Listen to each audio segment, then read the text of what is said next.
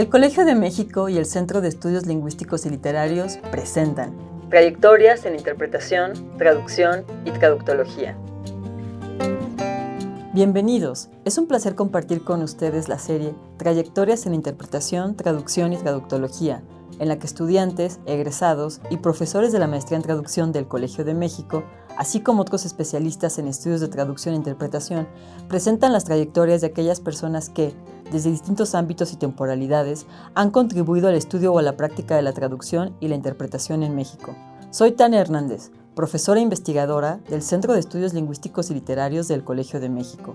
En la primera temporada escucharemos, en la voz de los estudiantes de la promoción 2022-2024 y de algunos de sus entrevistados, 7 trayectorias muy diversas. Como podrán escucharlo en las emisiones, estas corresponden a traductoras, intelectuales, académicas, periodistas o escritoras, para quienes la traducción estuvo o está asociada a un proyecto de investigación, a la difusión de un proyecto ideológico, al reconocimiento de autores y literaturas, o a la legitimación y reconocimiento de otras lenguas, en este caso, las lenguas originarias mexicanas y sus hablantes. Gracias por acompañarnos.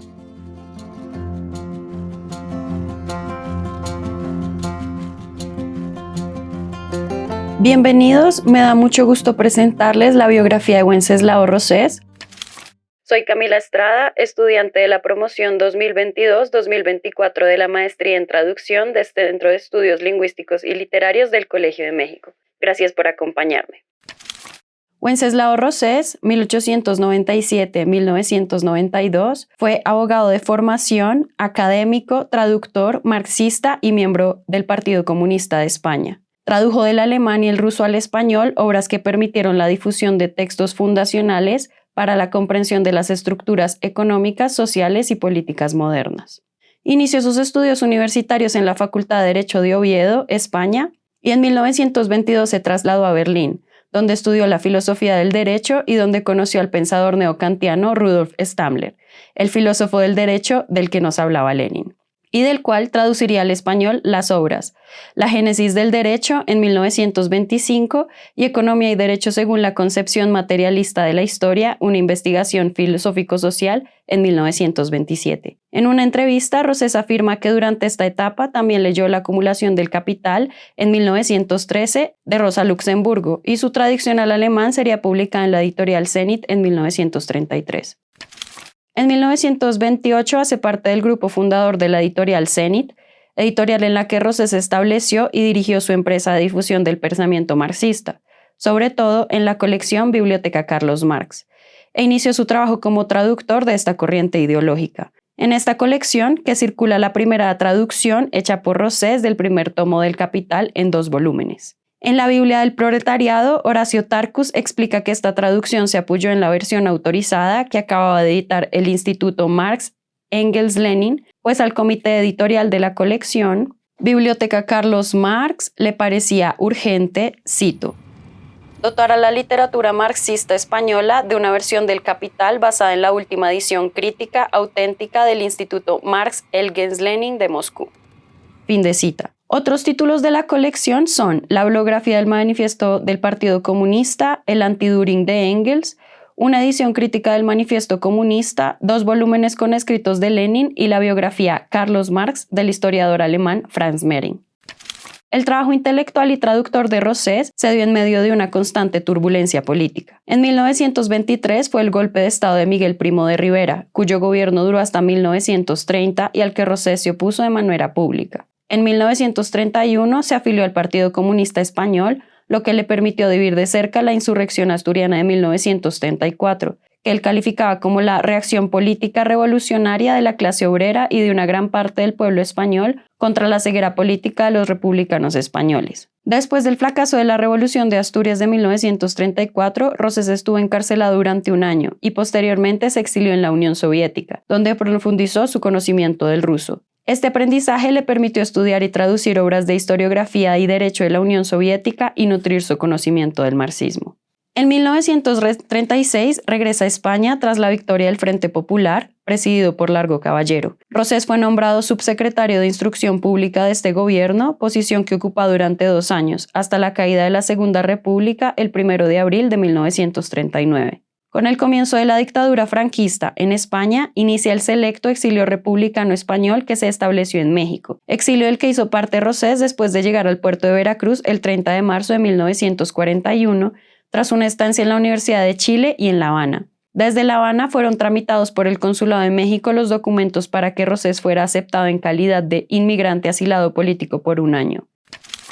Una vez en México, reanudó su actividad académica en la Universidad Nacional Autónoma de México, UNAM, donde impartió clases de Derecho Romano en la Facultad de Derecho y de Historia de Roma en la Facultad de Filosofía y Letras. También fungió como miembro directivo de la sección del Partido Comunista Español en México y trabajó como traductor del Fondo de Cultura Económica y de Grijalbo, casas editoriales para las que tradujo al español obras de autores como Wilhelm von Humboldt, Hegel, Marx, Lenin, Engels, Stalin, Brodel, Dilthey, Ranke y Mommsen, entre muchos otros. En 1945, el Fondo de Cultura Económica lanzó la primera edición española de los manuscritos de Marx sobre la teoría del plusvalor, traducida por Rosés, y entre 1946 y 1947 se publicó también en el Fondo de Cultura Económica la traducción completa del Capital en 5 volúmenes. Esta fue la versión mejorada del primer tomo que había traducido para la editorial Zenit y a la que se añadía una traducción del alemán en los tomos 2 y 3.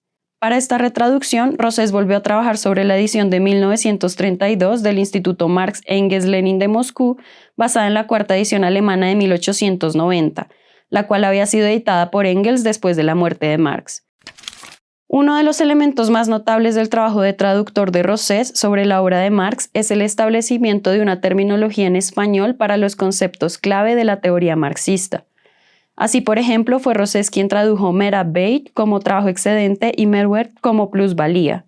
Además, la traducción del Capital de Rosés con 38 reediciones y reimpresiones entre 1945 y 2015 y un estimado de 330.000 juegos lanzados a la venta, se trata de la edición más difundida en España y América Latina durante medio siglo. En 1954 fue ascendido a profesor de tiempo completo en la Facultad de Filosofía y Letras, en la que fundó y dirigió el Semanario de Historia Antigua e impartió cursos de Historia de Grecia y Roma, Historiografía y Filosofía Marxista.